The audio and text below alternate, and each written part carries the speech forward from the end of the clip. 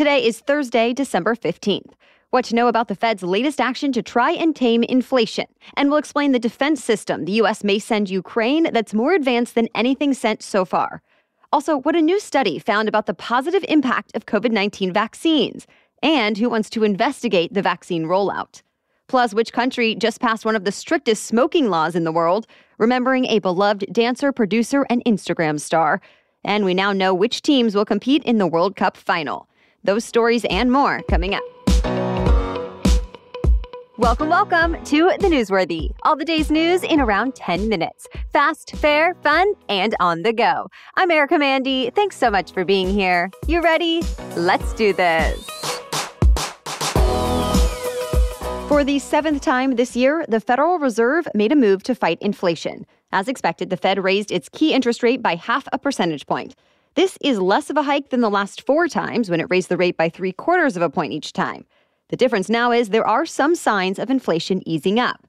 Overall, this year, the Fed has raised the rate from near zero to between 4.25% to 4.5%.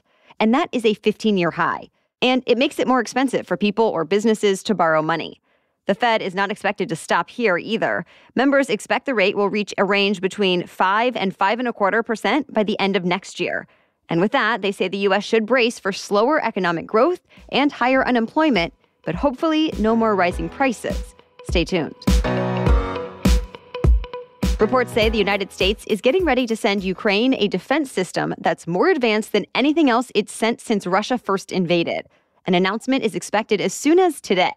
So-called Patriot systems would be able to knock down Russia's ballistic missiles more effectively. In the past, the U.S. has held off on giving Ukraine Patriot systems because there aren't that many in the stockpile and they require sophisticated training. But Ukraine keeps asking for more help since Russia is stepping up attacks from the air, using both missiles and Iranian-made drones. But at least one Russian official has gotten upset at even the idea of the U.S. sending such advanced equipment. He said on Telegram that the U.S. was, quote, really putting the world on the brink of a third world war. One more development we want to mention out of Ukraine.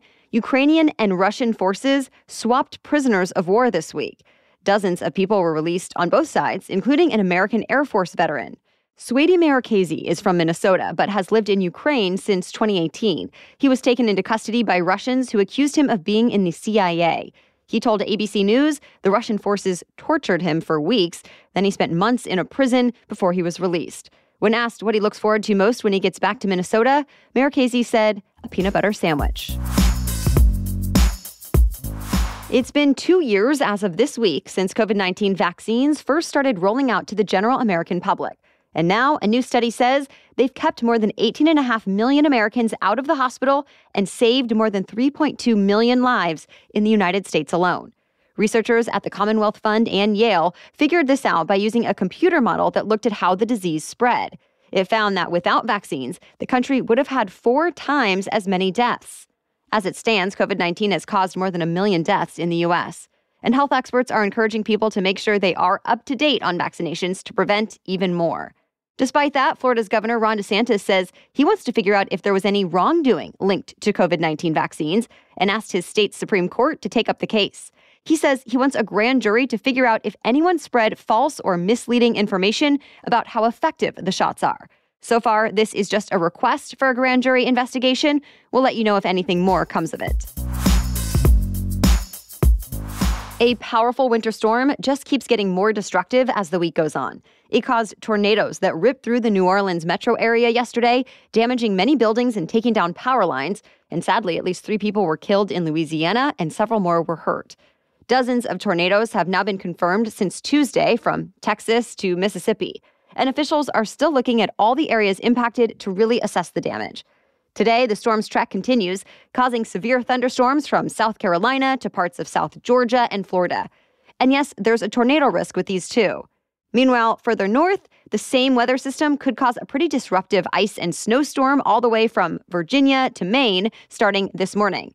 A wintry mix will eventually change over to snow, causing what's expected to be the most widespread snowfall the region has seen so far this season. Some areas could get up to 2 feet of snow before this thing is over.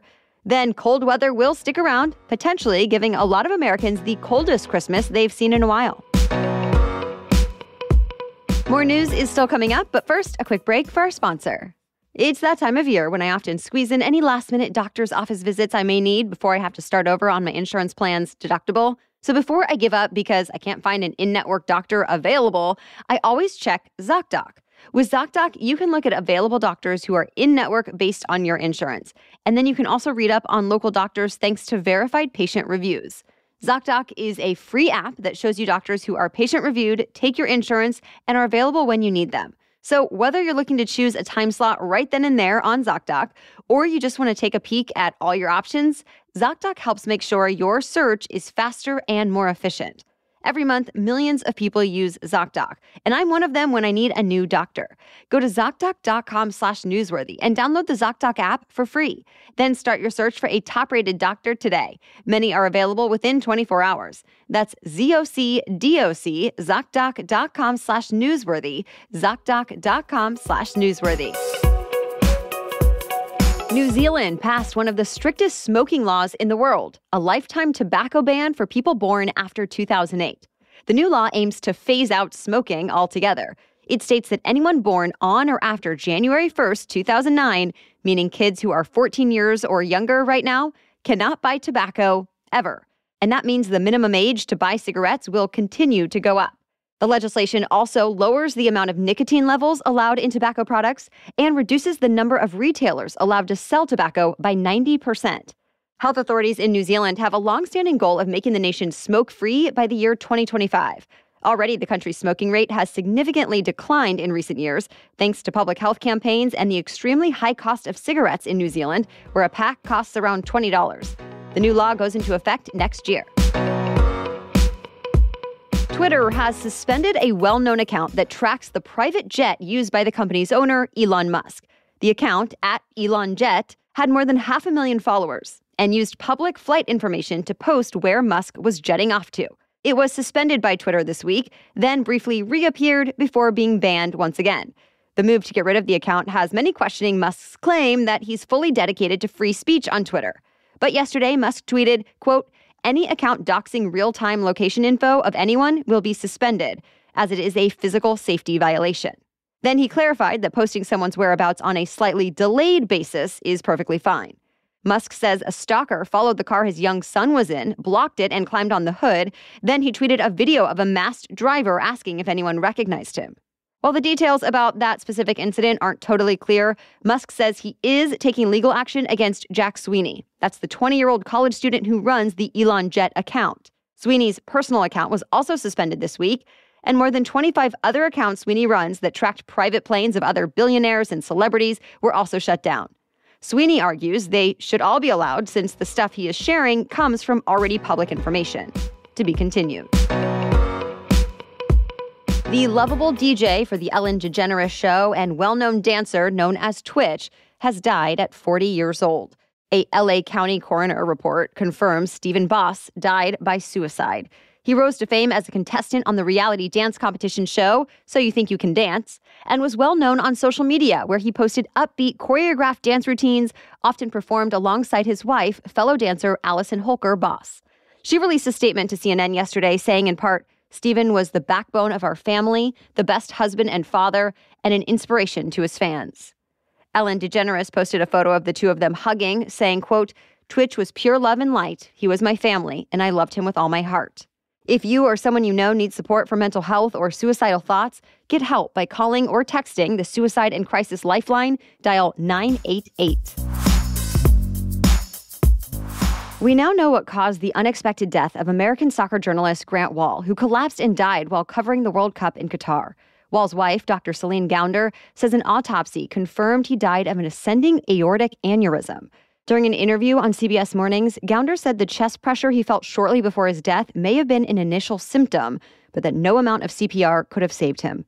Gounder confirmed there was nothing, quote, nefarious about his death, despite some earlier concerns since he had criticized the Qatari government, and his brother said he received death threats over it. Wahl was a well-known and respected sports journalist who covered soccer for over 2 decades, including 11 World Cups. He was 48 years old.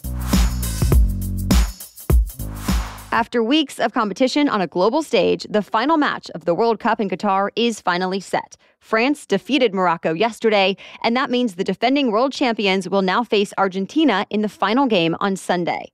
France is led by superstar Kylian Mbappe and is hoping to become the first country in 6 decades to secure back-to-back World Cup wins, whereas Argentina has one of the all-time greats in Lionel Messi, who has hopes of bringing home the trophy in what he said will be his final World Cup appearance. As for Morocco's Cinderella team, they'll have the chance at a third-place finish when they take on Croatia on Saturday. That's it for the main news today, so now it's time for Thing to Know Thursday. But first, thanks to our sponsor. Are you wasting money on subscriptions? 80% of people have subscriptions that they have forgotten about. I hate to admit this, but recently I have been one of them. I forgot I was paying for ClassPass and another local fitness studio, even though I haven't taken a class through them for months. Life has just been busy, my schedule changed, and so I've been finding other ways to work out here and there. And I simply forgot I was still paying these 2 places every month. But as soon as I signed up for Rocket Money, I realized it and I was able to cancel them right then and there within minutes. That's why I'm loving using Rocket Money, formerly known as Truebill. The app shows all your subscriptions in one place, and then for some, they can even cancel for you, so you're not wasting time or money. Get rid of useless subscriptions with Rocket Money right now. Go to rocketmoney.com/newsworthy. Seriously, it could save you hundreds per year, and that's rocketmoney.com/newsworthy. Cancel your unnecessary subscriptions right now at rocketmoney.com/newsworthy. Okay, now back to Thing to Know Thursday. Professional pickleball's popularity is growing. We're learning more about the highly anticipated 2023 season of Major League Pickleball, or MLP, as pro players prepare for the draft today in Las Vegas.